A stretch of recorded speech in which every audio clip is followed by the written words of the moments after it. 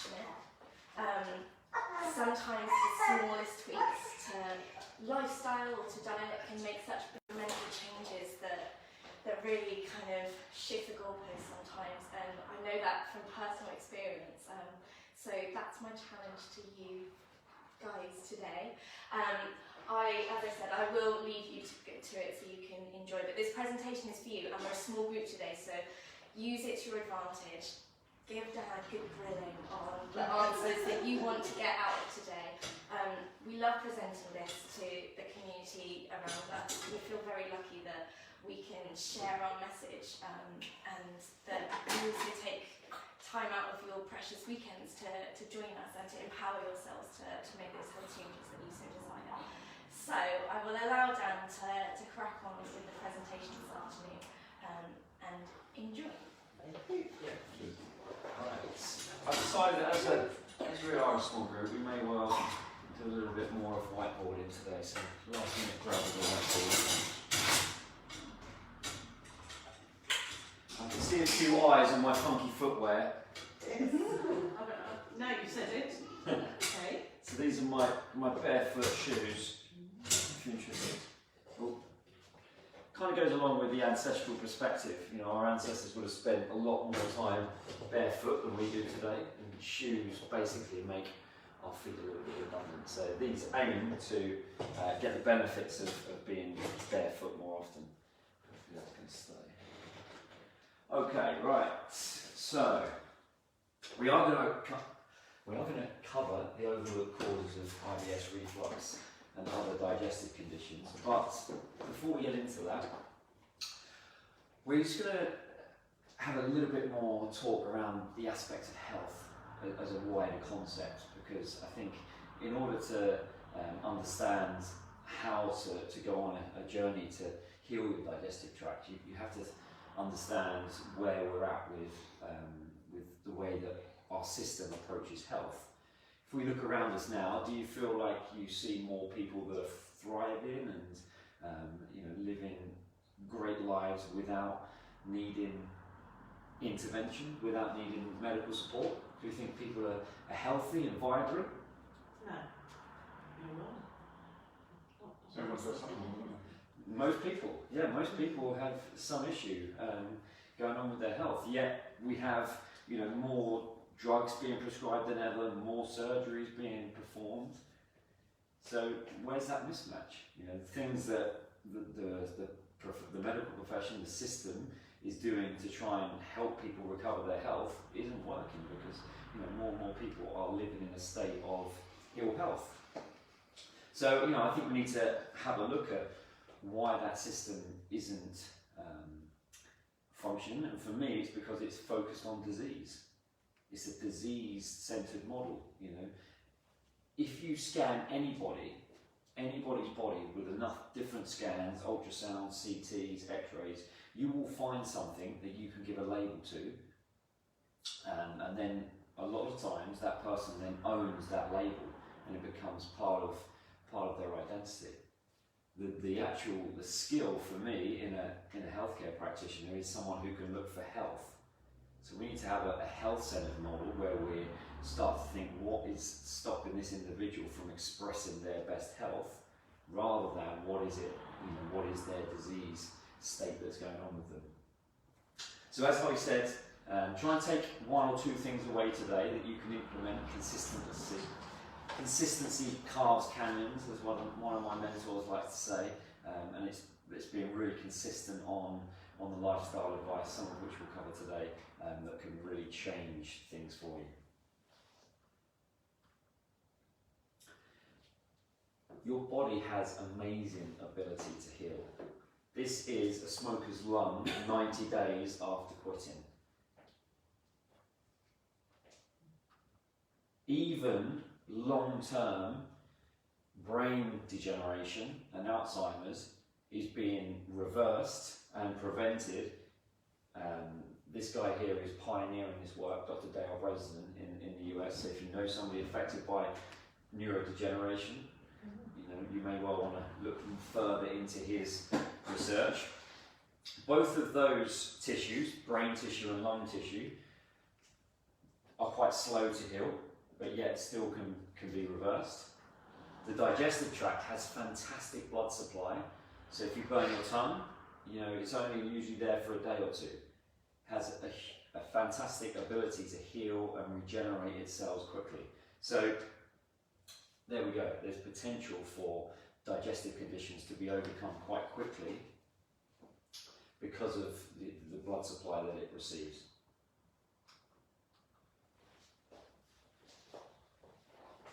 Any accountants in the room? Do we like numbers?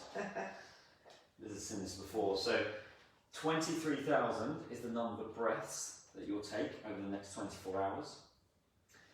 Approximately 80,000 chemicals will each be exposed to in the next year. 100,000 times our hearts will beat for us in the next 24 hours. Whether we're, you know, conscious of that heartbeat, whether we're happy, sad, grateful. 70 trillion cells coordinate 1 septillion functions simultaneously in our bodies at the same time. That's how amazing our human bodies are. But when we start getting given labels and no one really asks the question of why, you know, why have I got IBS? Why do I have reflux? Then we start to villainize the body. You know, my body's gone wrong, it's broken. And then if you ask that question why, you probably just get given it's genetic. That's the term that the medical profession go to when someone questions them on why. So I wasn't born with this belief. This belief in the ability to take control over your own health and to control your health destiny is something that's developed over a number of years now through my own health journey and through taking lots of other people through their health journeys. And it really has come to the point where my big message is health that begins at home, and there are many steps that we can all be taking to ensure that we live in health in our latter years rather than spend those last 10, 20, 30 years in disease. And I think most of it isn't known by people. When I have conversations, most people feel like the only thing they can do really for their health is to eat their 5 a day, eat their fruits and vegetables, and probably avoid alcohol, get to bed on time, and do some exercise. But there's a lot more nuances to health than that, and we'll go into some of those a little bit more today. So my own health journey was with eczema. I had weeping hands they would bleed, they would be incredibly itchy at night time in particular, and this was throughout my teenage years into my early 20s. I'd be putting steroid cream on my hands. I'd also have pretty bad digestion at the time. I'd have bad wind, frequent toilet visits, so I know how vulnerable it can be to have a digestive issue. And you know, some of those people that cancelled and weren't able to make it today, probably because they don't trust their own digestive systems to come out in public. And people need to know exactly where the toilet is. It's a vulnerable position to be in, and that's. I wasn't that bad, thankfully, but I didn't make the link between my digestive health and my skin health. It wasn't until somebody said to me, eczema, there is a link with dairy. Try taking dairy out of your diet. And that's the first thing for me that started to shift things, and I started to see some improvement, which opened my eyes to, hang on, maybe there's more to it than just accepting that label of eczema and continuing to put steroid medication on my hands, because as the doctor told me, that's just going to thin my skin, and I should probably be aware of how much steroid medication I was putting on my skin. So that led me down a path of actually going down to a second degree. So I studied sports science, and I thought that my future was going to be working in professional sport. But having been on this journey, I wanted to study health in more detail. So I studied an osteopathic degree, which is a 4-year medical degree, understanding everything of the body apart from the pharmaceutical poisoning part, in terms of that's what the doctors learn. That still wasn't enough though. I still, at the end of that, felt like there was more to learn, and having reached out to a functional medicine practitioner to overcome Holly's health condition, saw massive changes in her from being affected by chronic pelvic pain every day to overcoming that, and ultimately overcoming medical limitations, who said that she wouldn't be able to conceive naturally, and we have 2 boys in our lives now, first one unexpected. So that's what drives me, that's what drove me to then study functional medicine, add that to my osteopathic understanding, and now tell as many people as possible that lifestyle and nutritional principles are the key way to maintain and to keep well in this world. So by the end of today's workshop, you're going to know some of the causes of IBS, reflux and other digestive issues. We can't cover them all, I'm afraid, because they're an infinite number. Everybody has got their own individual unique causes. I hope that you'll start to develop a belief that these issues can be overcome without drugs or surgery, because ultimately the medical profession, what you end up going on is what I call the stairs of doom, whereby things just escalate. So you start with medication down here, that might be over-the-counter medication, paracetamol, ibuprofen, and that can be for anything. It can be for joint pain, it can be for headaches, and hopefully that's only ever used short term. But for some people, it doesn't work, so they go back to the doctors and it starts to get stronger. And this is when the steroid medication comes in, and even then, for some people that's not enough. And this is particularly autoimmune issues. We're not necessarily thinking IBS here, but if you something more like Crohn's, colitis, then they start stronger drugs that start to really suppress the immune system, and then ultimately they're on drugs where you have to inject every month and have liver markers monitored, because these drugs are basically known to wreck people's bodies, and it's really difficult to come back from this stage. Whereas here, you can still heal from here and completely come off. Once you're here, you still can, and I know people that have, and I've helped people that have, but it's much more difficult to come back to a state where the body can naturally regenerate itself when it gets there. And obviously from here, for some people, it's surgery and things like that, but at no point has some people get to this stage and no one's even asked them, what do they have for breakfast? How many hours sleep a night do they get? The real basics of health and looking after our human frame that just doesn't even get looked at in the system. So we're going to go into how to digest a meal, because many of us, and even myself, knowing how to digest a meal well, sometimes things get in the way and standards slip a little bit. And I'm going to give you all today an opportunity to have your current health status assessed. So some of you might resonate with this lady on the left here. You might be having stomach issues at the moment. You might feel a bit isolated, not know where to turn. Maybe you're starting to lose a little bit of faith in the doctor's appointments that you go to. It can be a really tough place to be in. I see a lot of people in this state, and they're confused, they're worried, they're fearful, they're anxious, and they can't see themselves in this state here. They can't see a route to get into a place where they want to be, where they're happy, they're getting back to the things they enjoy in life, they're spending time with their loved ones. So, on that note, thank you to some of you that sent in what you'd hope to get out of today. But if there is anybody else who wants to express what brought them here today and what they're hoping to get out of today, I'm happy to hear that. Dave? I've had a few issues with my belly over the years. I had the gallbladder out. Right. Eventually, after 2 or 3 years of just going to hospital in a lot of pain and going to take some tablets to put it right short term, and only when a scan was taken that you see the stars in the sky instead of street, which is the stones disappearing and on the ground. That's one thing. So without having a gallbladder, that brings certain issues. But I still have worries.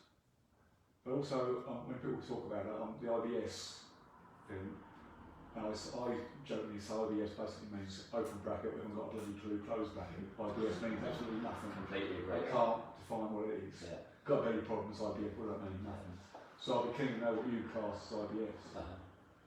Exactly the same thing. It's a label given by a medical profession that doesn't understand why. No, that basically you have some kind of digestive issue that has been ruled out as not being like an inflammatory bowel condition, like Crohn's or colitis. And so you just get put in the basket of IBS, probably told that it's stress related, and there's not much you can do about it other than take pain medication or relieving medication when you have symptoms. Okay. But that's essentially what IBS. I was at a state where I pretty much had IBS. I didn't actually get anyone giving me that label, but I'd have bad wind, I'd have loose stools, and yeah, it's no one talks about the cause of it or a solution. Will you touch on diverticulosis as well? Or not, so not part of it?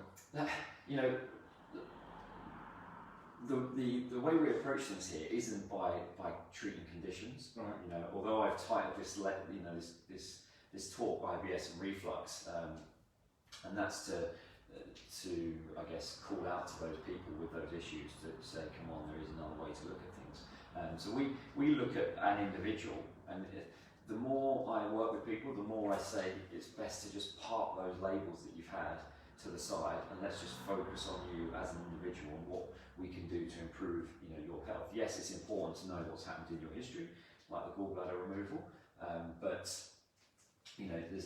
we don't treat diverticulitis or we don't treat IBS. We optimise each individual's health through some of the things we're going to talk about today, and some testing procedures that we do to actually find out what's going on from a functional level. Okay. Anybody else? Just general information really. I think just to understand for my son's kind of labelled as having IBS, but not really understanding again what his problems are when he flares up. So just more of a general understanding of how everything works and good. We've already got some good advice from you that we've put in place. But yeah, just a bit of extra information really. Yeah, I know you guys. Yeah, happy? Did you want to share anything? You here to support that? I won't. Okay. No worries, no problem. Okay. So along from what I said there is that rather than some people are in the state of wanting to know, what is it that I've got, and it sounds like after the gallbladder, before the gallbladder removal, you was probably in that state. You're thinking, what is this? What is this excruciating abdominal pain? And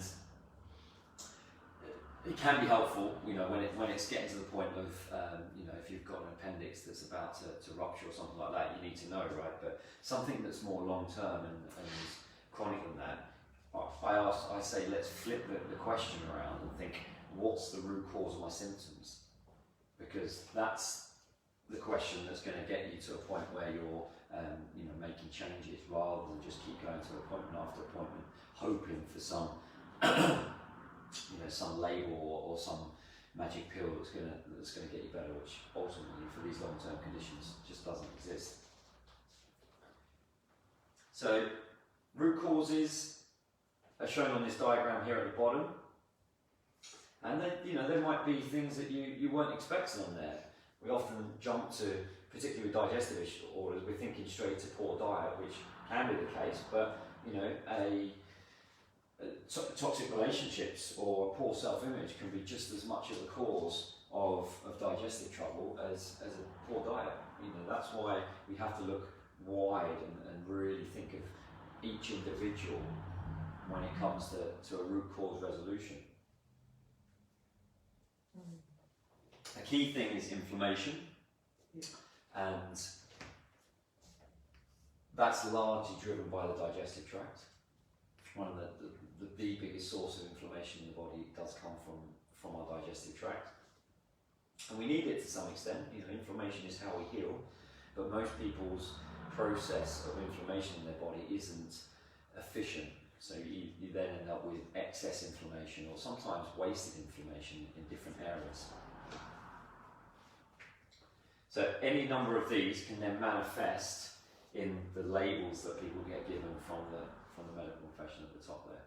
And yes, there can be a small genetic component, but the more and more research that gets done on genetics, you know, there was billions spent on the Human Genome Project, and ultimately, the end of it now, we're at a point where you know, they thought that it was going to be the solution to chronic disease, but it's epigenetics. You know, our genes change their expression depending on the environment that they are exposed to. It really is that lifestyle driven. If we all moved to somewhere else in the world, you know, our genes would change expression because we're in a different part of the world, a different latitude, getting different information from the sun.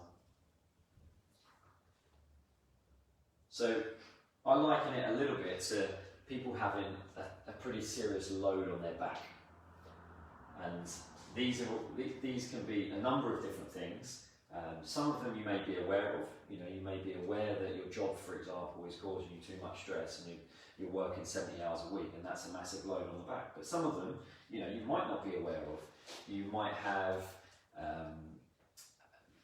genetic variants in your body that mean that you don't utilise and absorb, say, vitamin B12 very well, for example. And so some of your physiological processes in the body are compromised as a result, and that can be one of the weights on your back. So we go through a process to try and identify what these weights on each individual's back are, and take them off. And once you start taking a load off the body, it can then go into that state of self-regulation. You know, those 70 trillion cells that we looked at the start can start doing their job more effectively.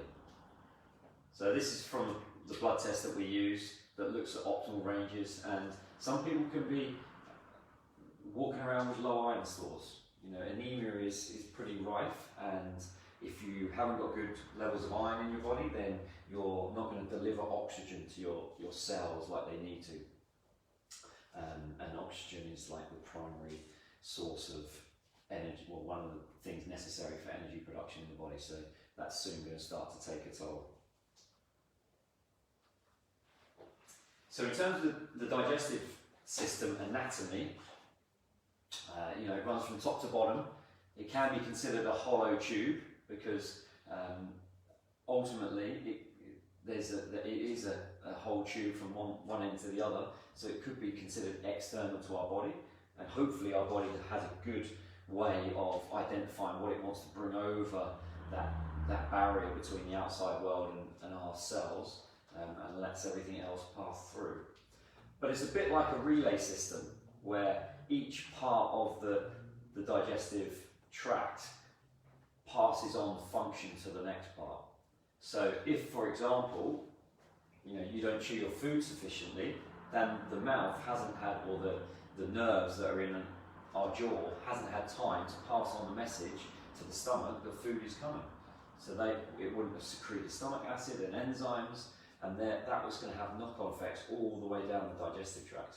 You know, having the gallbladder removed is going to limit the digestion of fat and the elimination of toxins, which bile is very much used for as well. So that's having a knock-on effect further down the digestive tract. So we need to make sure that every part of this is doing its role as it should be, and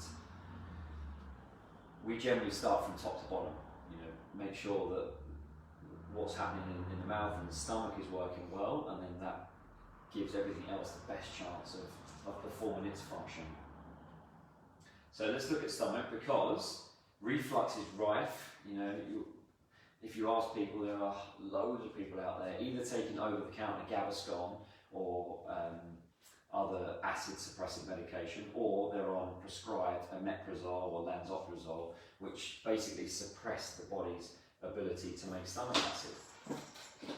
Ironically, most of those people actually suffer from low stomach acid and not excess stomach acid. And stomach acid is so important in our body's ability to neutralise some of the toxins that are in our food, to break down the protein. So if anything, I suggest, particularly as you age, it drops, stomach acid production reduces as we age.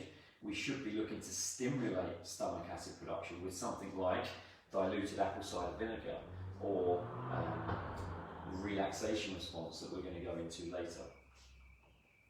Reason being, if you are on those proton pump inhibitors, which are the omeprazoles, the lansoprazole, which often are called like a stomach liner, again, you know, it sounds really intuitive, doesn't it? You know, you take these anti-inflammatories, it's going to help the inflammation in your body. I would take these stomach liners as well, just to make sure it doesn't do any damage on the stomach. You know, that sells someone. They're bought into that process. So that's going to be the best thing for my body. But you know, no one's told that prolonged use of these stomach liners has an increased risk of heart attack, kidney disease, liver damage, and more serious events. They were never licensed for long-term use. It was only ever short-term use.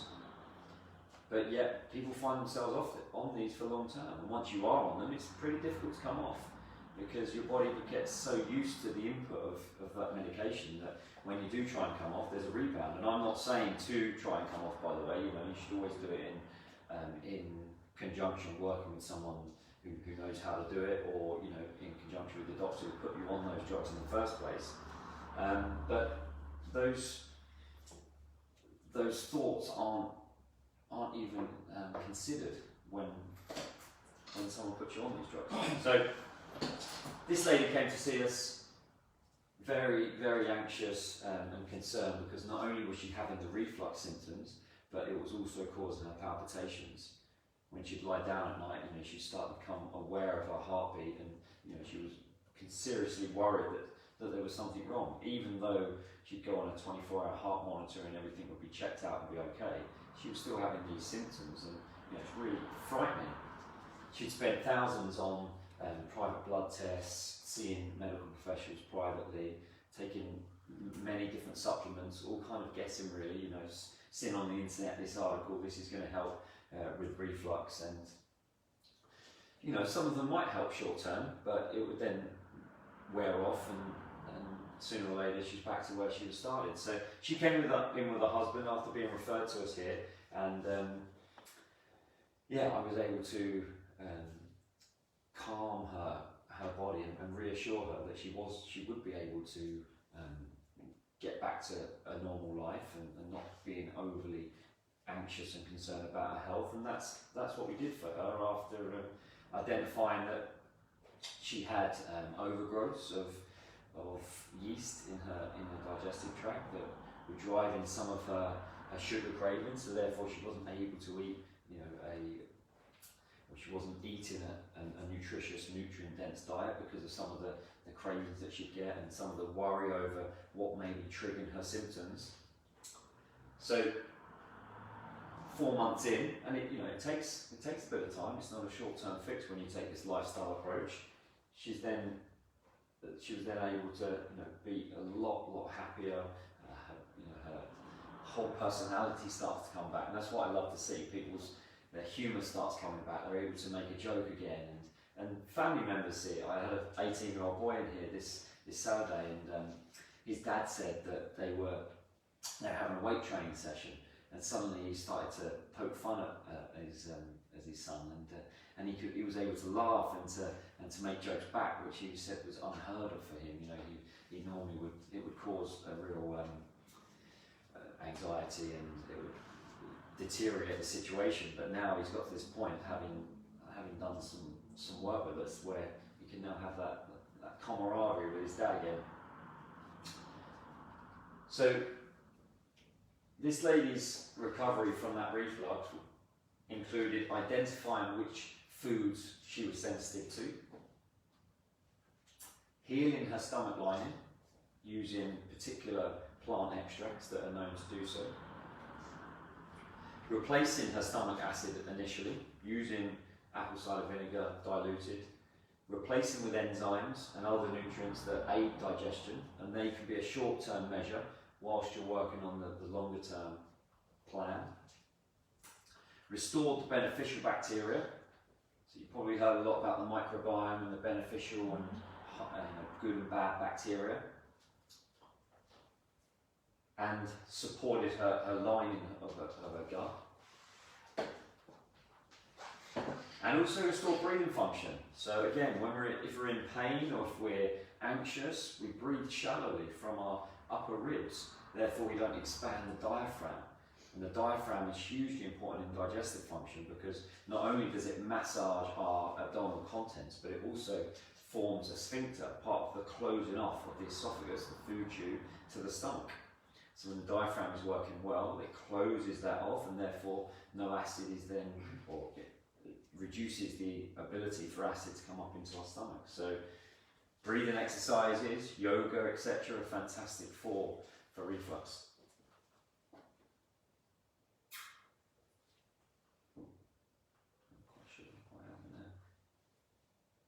Okay, so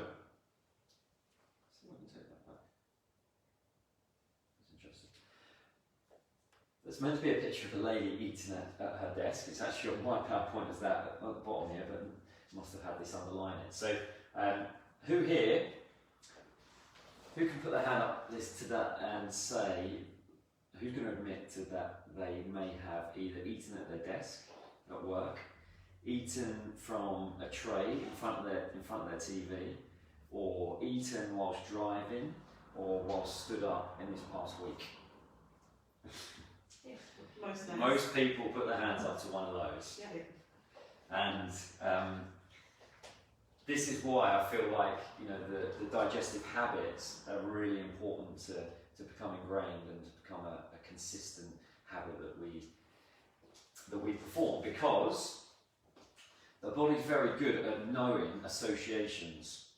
So we have to associate the place that we're in with the action that we want the body to perform. That's why it's we should preserve our bedroom for sleep and sex, because if we read books and do other things in the bedroom, particularly if you don't sleep well, your body starts to not know what function and what association to make with that. So just like the digestive tract, if we are sitting at a computer and then we start to eat at the same time, our body's thinking, okay, we need to send blood flow and energy to the brain to do this cognitive task, but hang on, now food's coming in. There's mixed messages. So we should be in a very relaxed state, should be sat down. We need to be focused on our food and not looking at our phone whilst we're eating. And all these habits, our ancestors would have had generations back, because they lived a much simpler, basic life. And therefore their digestive tracts and their blood flow within their body was regulated better. So yeah, if that might be, or anyone who put their hand up, that would be one of the things to take away, is to make sure that you're sat down, ideally with other people. I do feel for those that live on their own, because eating on your own isn't ideal. Probably wasn't how we were designed to eat either. Is that today's pressure though, Dan, isn't it? Sorry? Is that today's pressure though, to do more and do two things at once, which your family shouldn't do? Yeah, it's a busy lifestyle. Everyone's that habit, surely, isn't they? It's like a competition, isn't it? Who can be busy enough and be most efficient and do like 10 things at once? But yeah, slowing down, back to basics. It makes sense what you're saying, but I can see you're all falls in the trap. Yeah. Because when we're in like a stress state and we're busy and we're thinking about that next thing, we take our body into the fight or flight response. And that's where we breathe shallow, our heart pumps faster, and we send blood to the arms and legs, ready to run away from a predator. We need to be in this rest and digest state here, which is where we're slowing down, the heart beats slower, and then we send blood to the digestive tract to be able to digest. We need to spend 80% of our day in this state, but at least let's get ourselves into this state to digest food. So we go through an hour with our clients to teach them how to really digest a meal well.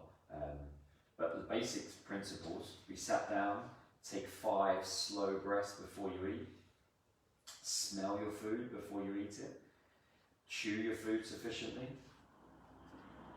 So we teach the 5 C's. We believe that we should choose our food appropriately. Chewing is really important. How many chews do you think you have before you swallow, on average? Not very many. Not So that nervous signal from the chewing action stimulates the rest of the digestive tract. So we should be aiming for 20 chews. If there's any plant material or animal material in our mouth, we should be aiming for 20 chews per mouthful.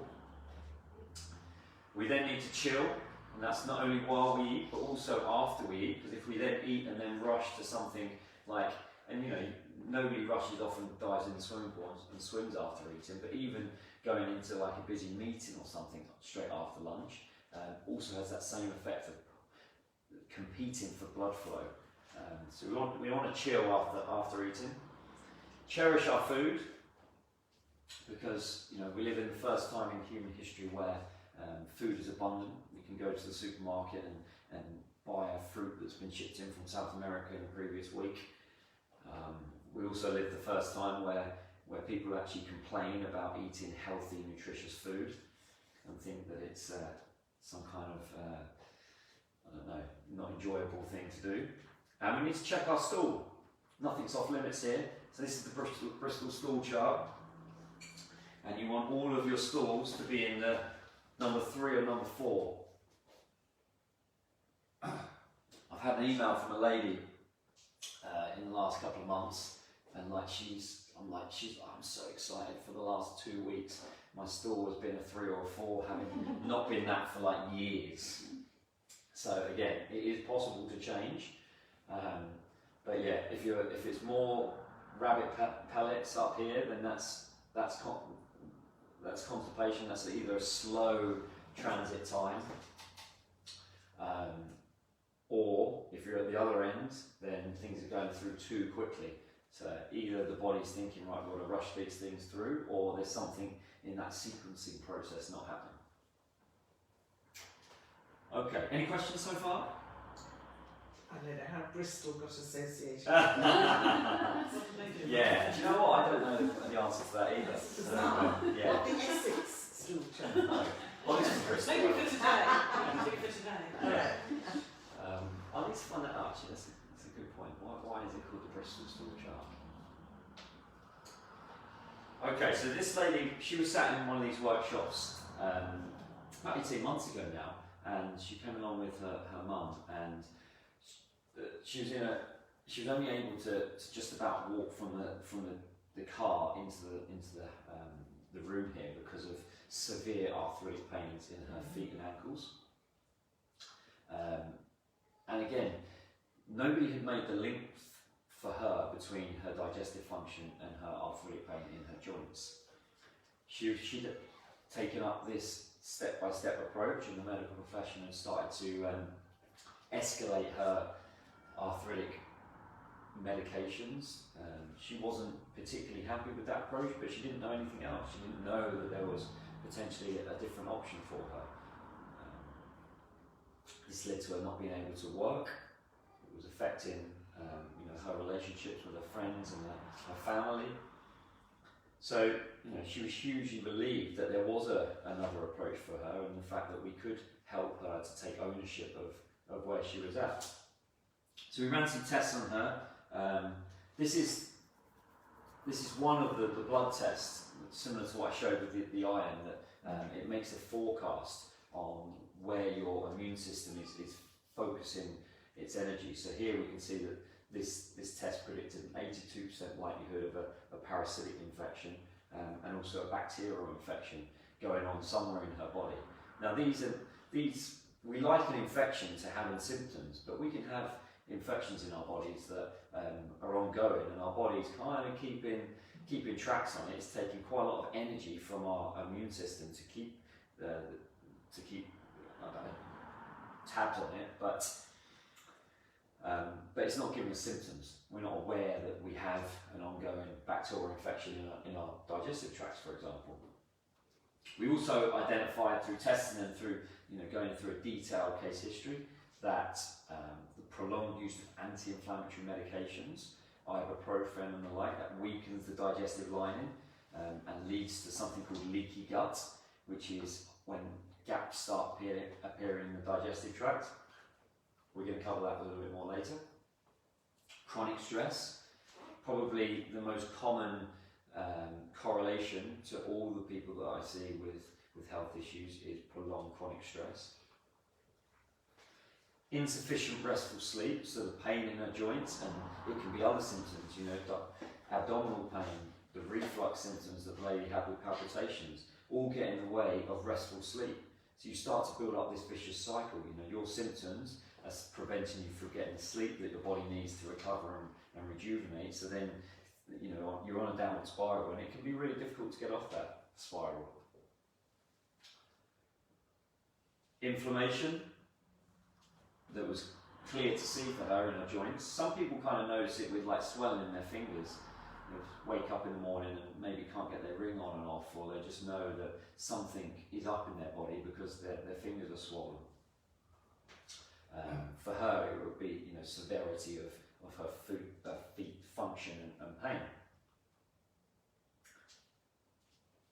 And she was in what I would call fear-based mindset because of the medical approach of basically giving you that label and thinking that, you know, all you can do is take those medications and basically hope for the best and hope that the flares are just random events that happen. And it takes people's ownership away. It takes the responsibility for our health, which ultimately comes down to each and every one of us. And it makes you feel powerless and hopeless that there's anything you can do.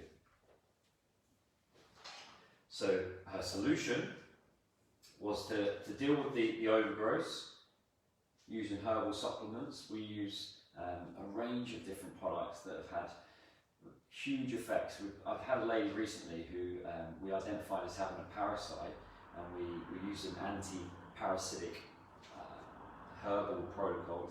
It's like a real sticky substance that like pulls stuff out of the digestive tract. And within 2 weeks of starting that protocol, she had stabilised her blood pressure for the first time in a year. So, you know, some of these supplements can really have powerful effects. We supported her liver and gallbladder system. As we mentioned before, the elimination of toxins through bile is hugely important. Bile is also the body's natural laxative. So if you're on the slower end of things, we often use external bile as one method of improving transit time through the digestive tract. Address the leaky gut. Identified food sensitivities again through an elimination diet. And you see lots of adverts now online for like this sensitivity test, or you know, identify what food intolerances you have. And the gold standard remains an elimination diet. A well thought out and performed elimination diet on yourself is still the gold standard for food sensitivities. We do use some of the testing. There's some that are better than others, but we always encourage the elimination diet as well. And that last one is not quite on there. So we'll just jump to hearing it in someone's own words, because you don't very often get to hear positive health recovery stories. They don't make it to the news. So I always like to share people talking about their recovery.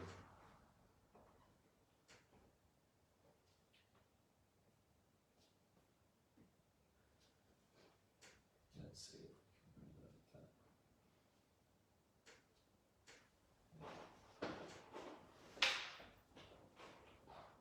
Back in 2014,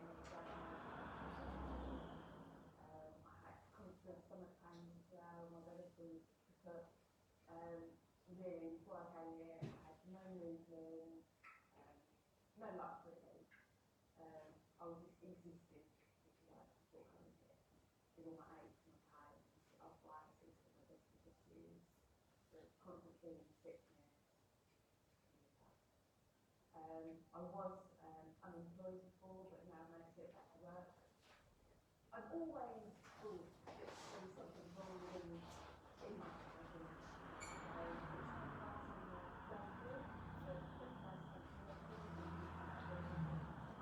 I've got nothing to lose, I come along,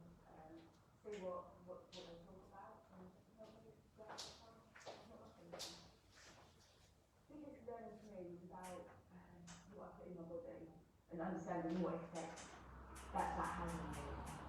I've learned to eat a lot differently, you know, and eat a lot better food than what I was eating before. Oh, now I'm feeling 100 times better.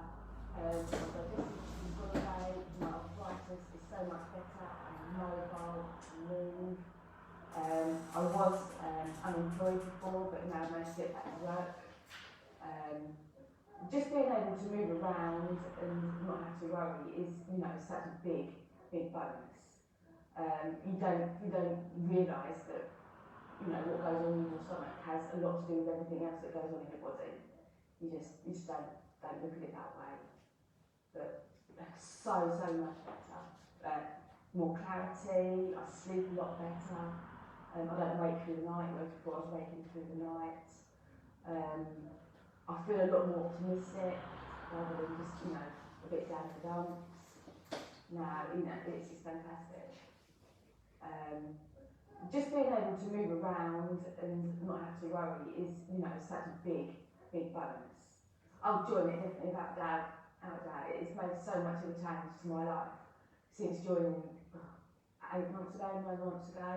You know, I haven't looked back once. And, you know, I'm so grateful for the help and the knowledge that you've both given me.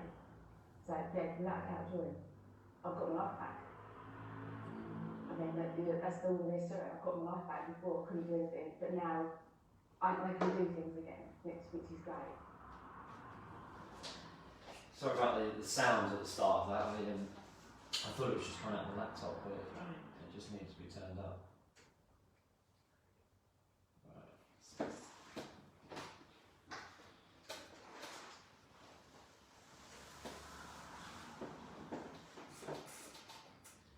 So I hope you find that inspiring.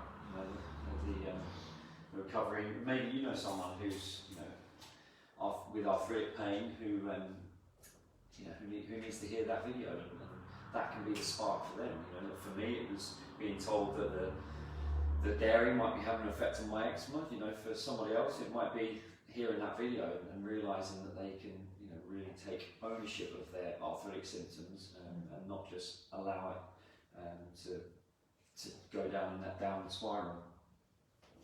So a different case. This lady,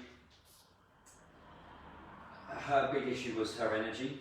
Her energy levels were really low, picking up recurrent infections, you know, from one throat infection to a chest infection to an ear infection, which then means multiple rounds of antibiotics. And again, from the research, we know the effect of antibiotics on our digestive tract is just to wipe out all of the bacteria, both beneficial and pathogenic. Again, in the past, lots of digestive issues, IBS, and despite having a strong belief in the power of nutrition, in holistic alternative therapy, not being able to put all the pieces of the puzzle together and not being where she wanted to be in her healing journey. Again, stress was quite a big component, and some people's stress can come from way back. You know, it can be from childhood events that then lead to limiting beliefs that we have around our own, like, self-esteem. And we now have a mindset coach who's fantastic at helping people change those beliefs, because the mind is like the first part we start with people, because if the mindset isn't there, then the other parts of the program and lifestyle changes can be really tough, and ultimately you don't get to where you want to go. So with her testing, we identified a blood sugar imbalance. So this is not high enough to show up as pre-diabetes, but people can still be on this blood sugar roller coaster. And symptoms that would show this would be things like feeling jittery or lightheaded if you miss a meal, feeling like if you eat a meal you're just like completely wiped out and tired afterwards, getting hungry an hour or two after eating. These are all signs that your blood sugar isn't being stabilised well, and we know that blood sugar imbalance has huge implications to every every other system within the body essentially, and there's not much else that is more foundational than having a good blood sugar, stable blood sugar. So as well as that, there was other aspects of the testing as well. We also identified a candida infection. Sorry, what's Candida? Candida is yeast, so thrush, you've heard of thrush, yeah, so that's a product of a candida infection that can show up in different parts of the body, quite common in digestive tract, and it's one of these imbalances. So having something like that, that when we eat, they eat, the candida can steal the body's iron. So you could be low on iron stores, not because you're not eating enough iron, but because you have an infection, a yeast infection in your body that's using iron for energy. Same for, they can drive sugar cravings. So a period of stress in your life where the immune system was lowered, and these yeasts and bacteria that should live in harmony with us, they were able to grow and to build up these kind of networks in the body that protect themselves. They're living beings as well. They want to survive, and they can be ongoing and can really drive lots of different disease states. So another root cause was her confusion over what to do for her health. That brings a state of stress again.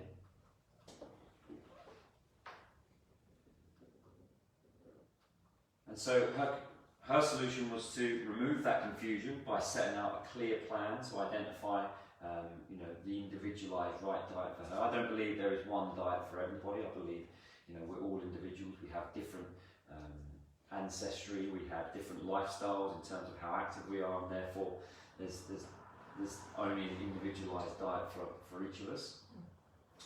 We dealt with the yeast overgrowth, again using herbal supplements, addressed her leaky gut, improved the blood sugar regulation, which then enables her to then intermittently fast for longer. You might have heard of intermittent fasting. I think it's a hugely powerful technique. It's surprising that some of the most powerful things are some of the simplest things, which is just like not to eat for 14 hours overnight, for example. I'm not saying for everybody to do that, because you need to be able to regulate your blood sugar first, but most people under 40 at least should be able to go 14, 16 hours overnight with not eating, and many people can go a lot longer than that. And there's huge benefits. It's worth looking up the benefits of fasting if you haven't before, and identify what it's been linked to. And then once we provided this solution, we then reignited Kate's passion. She's got this more energy. She's now able to do more things, and she wanted to use that productively. So she's started to help others and introduced even people that were going through the same process as her to chanting, which is her big thing.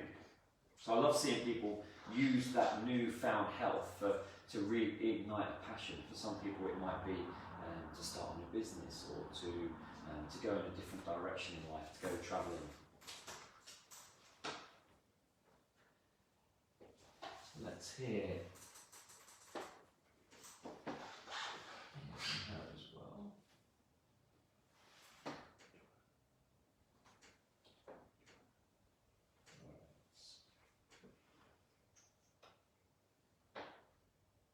Just about 10 years ago, my energy was starting to decline, and I already had lived with stomach problems for years, back problems, but then I think it was about 4 years ago I got made redundant, and that was quite a stressful time. I had a huge mortgage over my head, and I knew that I couldn't live the lifestyle anymore of working late, not eating properly.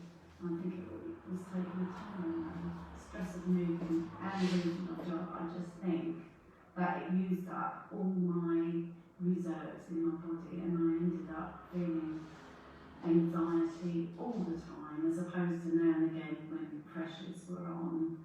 I seem to be collecting symptoms, getting bacterial infections, very low moods, just tired all the time. And the week before I came to see Dan, I ended up with dry eye and blepharitis as well, so it was like building up, building up. And I always had chronic sugar cravings.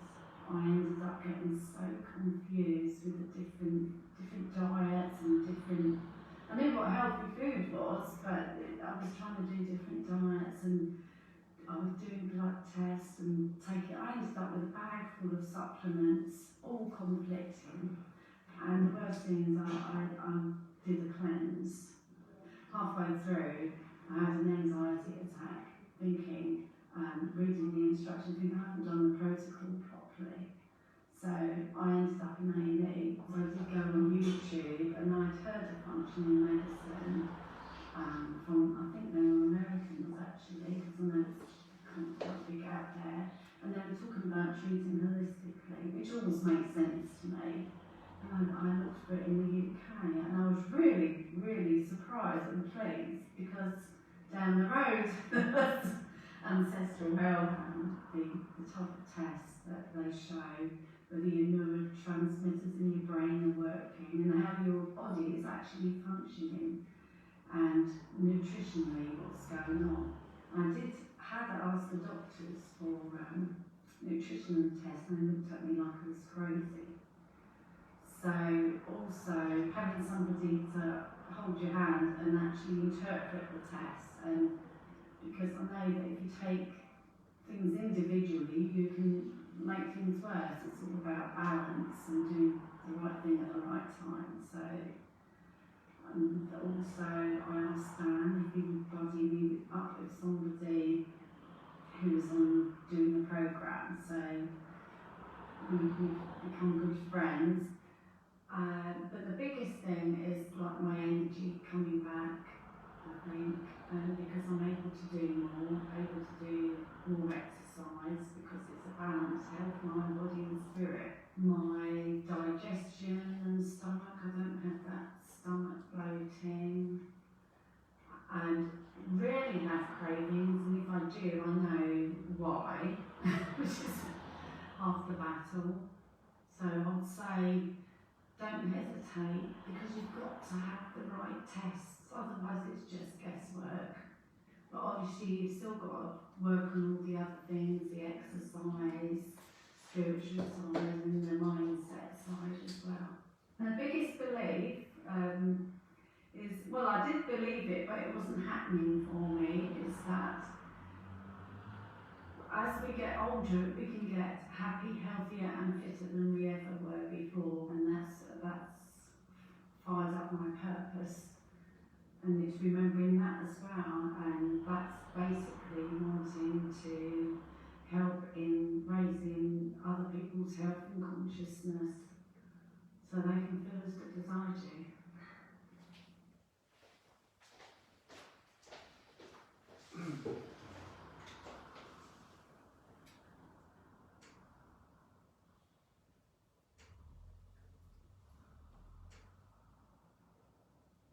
Any questions so far? You've referred to, so we healed her leaky gut Yep. on a couple of occasions, as though it is something fairly straightforward. And my learning, minimal, is that it's not straightforward. Oh, okay. Yeah, so I agree. We're just getting on to leaky gut now. Right. So our digestive lining, so between, this is where the food passes through. This is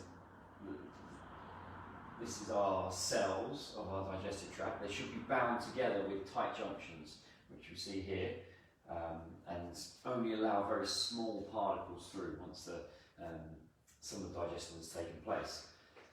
And then this is our bloodstream. So over time, toxins, the use of medications, anti-inflammatories we already spoke about, aspirin can do this, start to weaken those tight junctions, and the gaps between the cells in the digestive lining start to become wider and allow bigger undigested digestive foods through into the bloodstream. And then the immune system starts to deal with this But some of those bigger proteins that can get through, like for example the gluten protein, gluten in its shape is very, very similar to the thyroid protein, and therefore there's a huge, huge link between gluten sensitivity and thyroid autoimmunity. So this is the most widely accepted theory now behind how autoimmune issues, when the immune system starts to attack its own cells, happens, and many people have, put their autoimmune conditions into remission. You never really completely cure autoimmunity, but recovered and put it into remission through removing those dietary triggers. So gluten is a big one. Some people is dairy as well, and yeah, healing this leaky gut takes a combination of fasting, because that enables the body to heal, removing food sensitivities, including both foods that heal, so collagen-based foods are probably the most well-researched. So we're looking at bone broths, Right. and drawing the nutrition from bones, which my grandmother always used to do. She used to say, after a roast chicken, they would always boil the carcass and get the goodness from the bones into a broth, and then make that into a soup or stew. Those collagen proteins are also now made in supplements, so you can supplementally take collagen into the diet. And there are other products like glutamine and things that have, again, been shown to heal that digestive lining. So it's a combination of things, as with all these things. It's never just one individual factor. But it's very, very important, because when we have a leakier gut, you can measure the toxin levels after food. All of us, if we were to have our blood taken 3 to 5 hours after food, we'd see a rise in toxic levels in our blood, and relatively normal for a small rise in that, but the larger rise gives rise to lots of other conditions. So there's a link here between elevated toxin levels in the blood and non-alcoholic fatty liver disease, which is like rampant in the world. Same with insulin resistance, which is diabetes, obesity, cardiovascular heart issues, type 2 diabetes again. So there's lots of research linking the effects of leaky gut with many different medical issues. And this goes on for many years before, again, that label comes about. So, what I'm trying to encourage here is taking efforts way, way before, the effects take hold and you get given a label further down the line. And there are also some probiotics that have been shown to heal and deal with leaky gut. So we use the one just behind you there in the white bottle called Megaspore Biotic.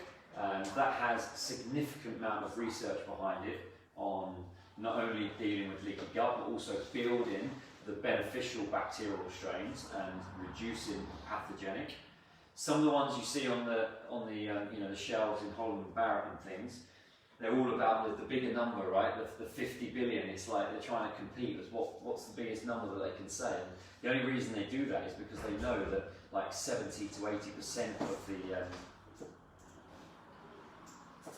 of the strains of bacteria don't make it past the stomach. The harsh conditions of our stomach that should be there limit what's getting through.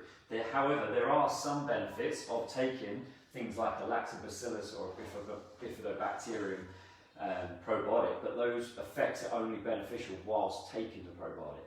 That makes sense. So the bacteria essentially die, but the actual the structure of the bacteria can still have beneficial effects lower down.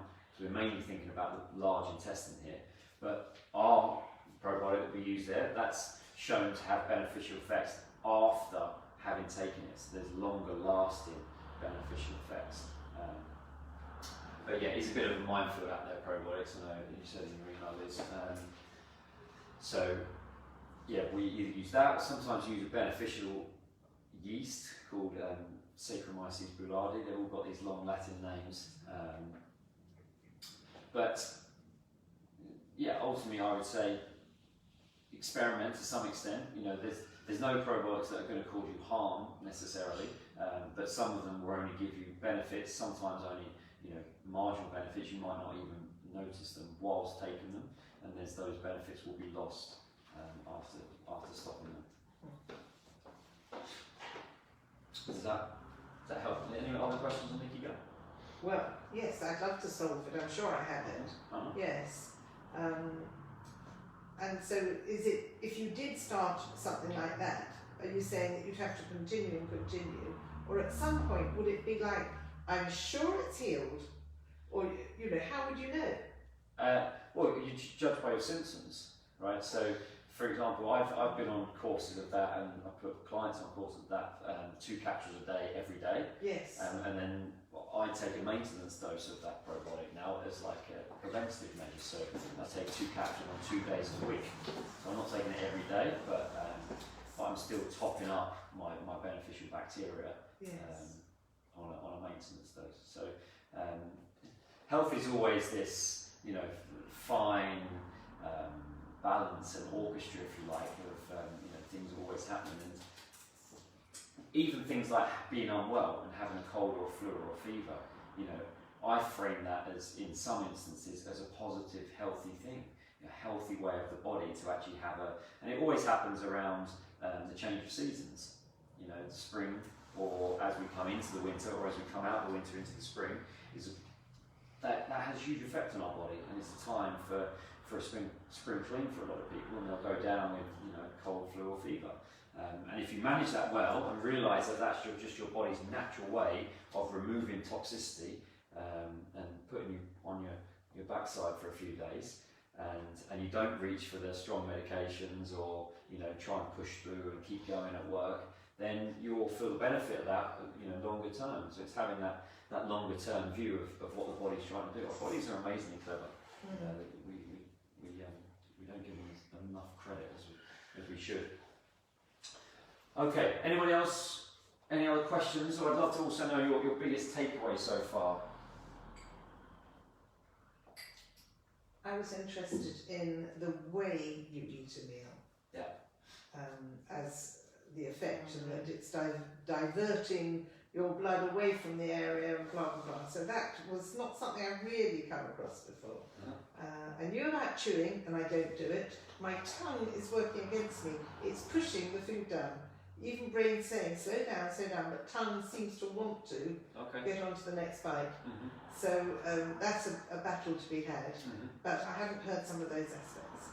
Yeah, I think the whole sort of the idea that you're distracted, even if you're reading, you are distracted from letting your body do that function as one function.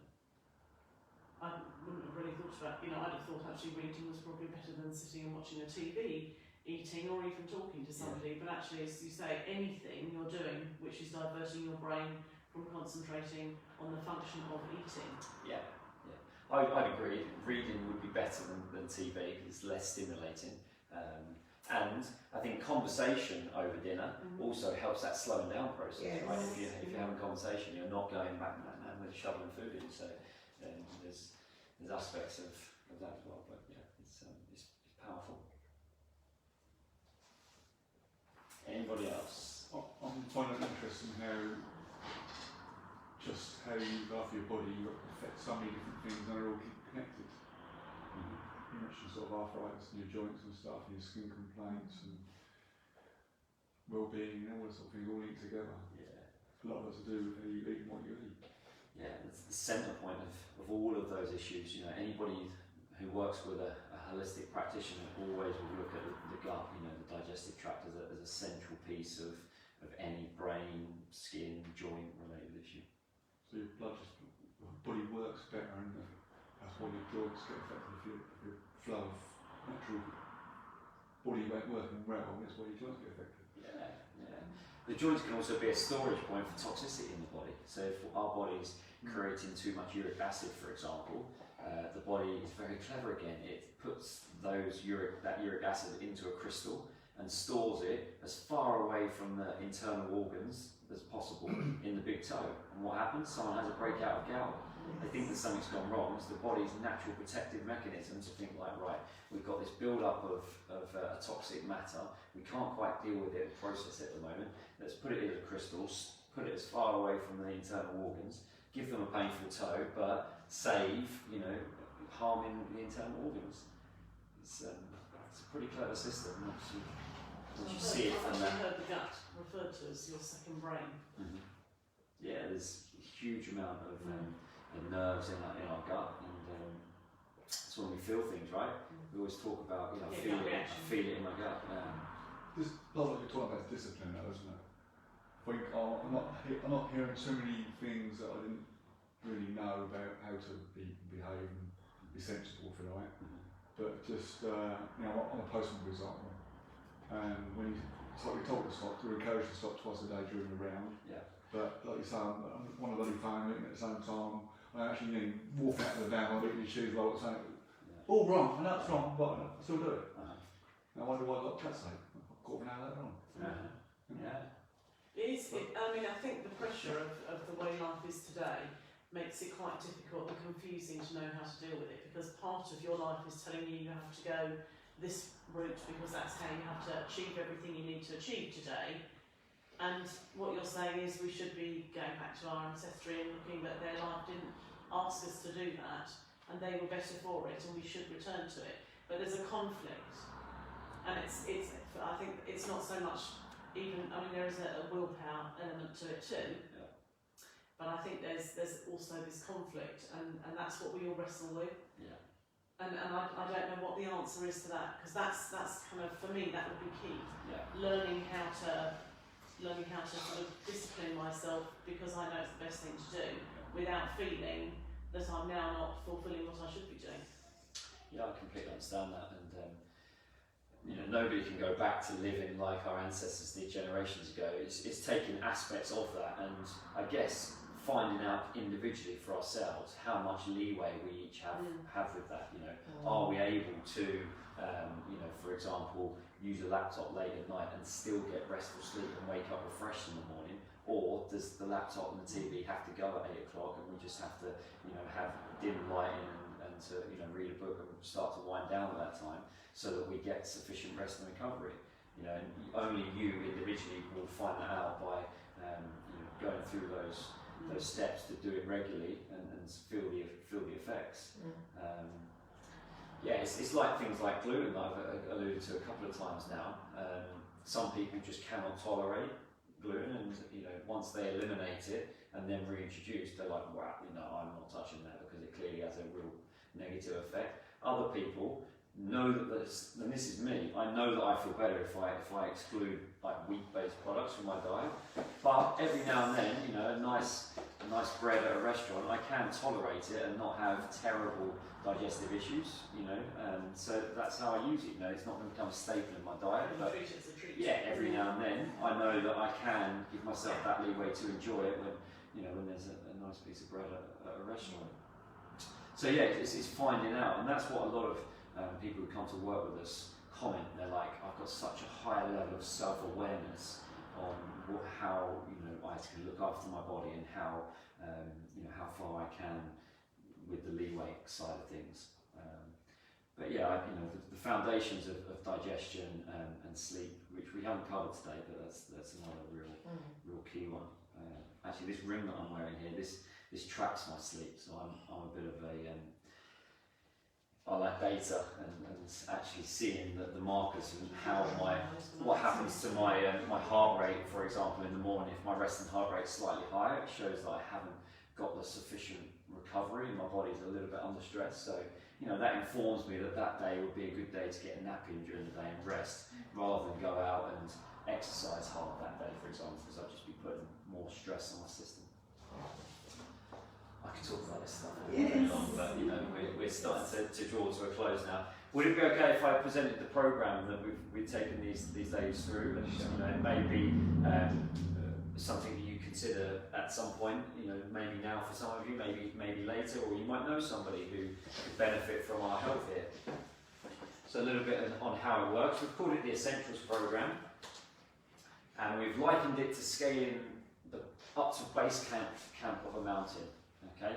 And your perspectives at the bottom here about, you know, how you can feel, what life can be like for you, are completely different as to when you're up here.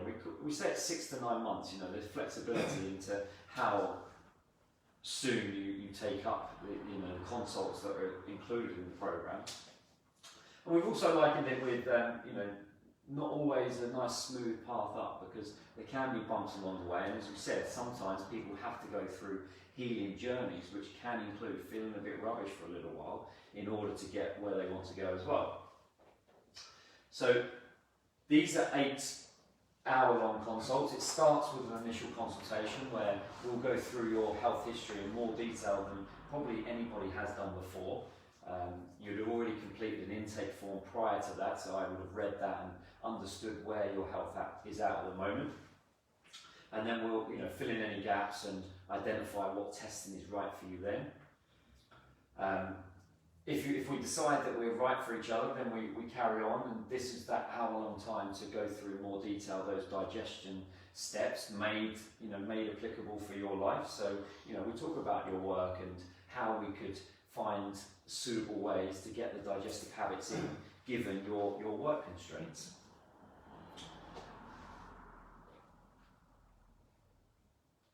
So we're going to leave no stone uncovered. We're going to look at mindset, and as I said, 6-hour-long consults, usually a little bit longer than that because he's very giving with his time, with our mindset coach, if appropriate.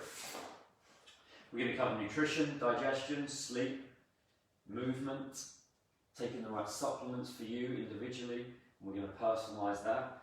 Stress and ways that helping you manage with your stress, finding your purpose, analysing your blood test results. So it's a very, very comprehensive look, and that's the only way, you know, you can't unfortunately just go down, some people can, but not very many people can just go down the dietary route and get all the success that they want. It has to be an overarching programme where we look at everything. So your investment to the programme is an energetic and intentional commitment to living your best life. So the whole programme is $1,899, and that includes all the consults and also the first blood test. Some further costs are supplements as necessary. We invest by offering you direct laboratory pricing, so we don't make any markup on the blood or stool tests that we might run on you. The first blood test that I showed some of the slides of, the optimal ranges, that's included in the programme price, because we like to know everybody's initial blood work. It's 14 one-hour consults, either with myself or a mindset coach. We put in many hours preparation and interpretation into your results, preparing supplement plans for you so you know exactly what to do, when to take what. And that, you know, is all included in the full highest level of service that we offer you. We have email contact with you 7 days a week, so it's not a case of waiting until your next appointment. You know, if there's an issue with the supplement or how you're feeling, you get in contact with me, I get back to you within 24 hours. So it's very much a partnership, teamwork based approach. We give everybody one of our lifestyle guides that we put together that goes through some of what we talked about today, but in more depth. So we'll go through how to achieve the full nutrition into your diet, what's the difference between grass-fed and grain-fed meats, those digestion steps we talked about, some elements on meditation and why that can be really powerful for your healing journey. You're more than welcome to come have a look at this at the end.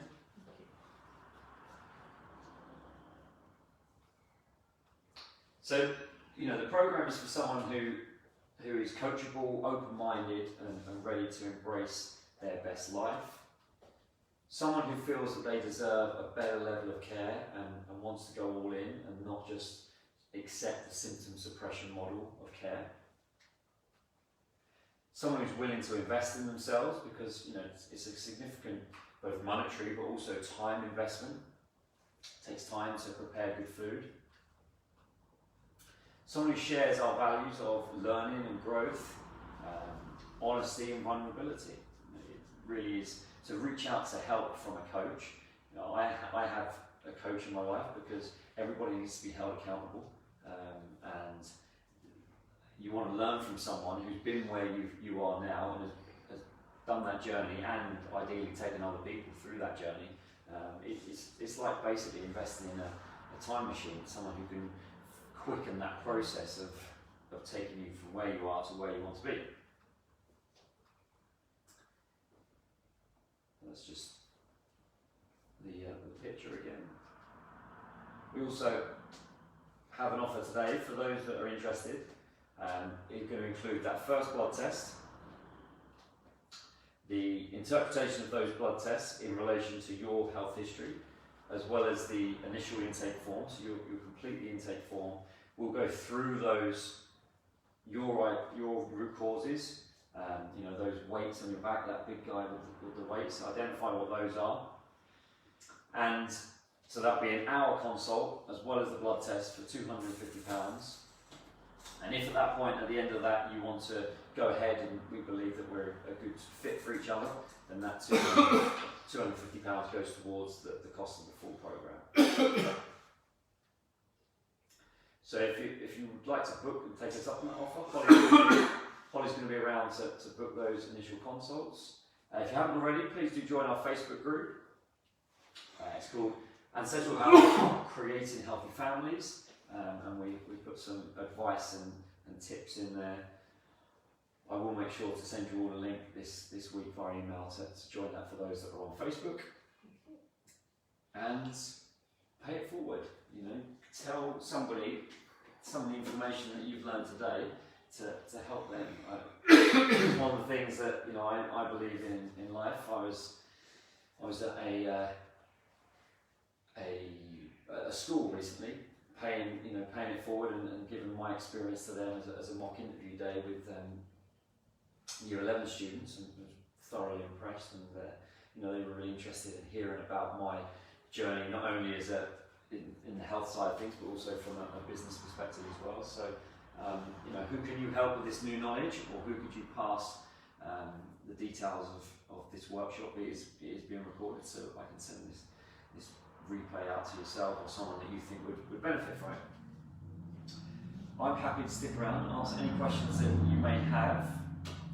Anybody got any burning questions? I'm going to stop the recording now. Okay.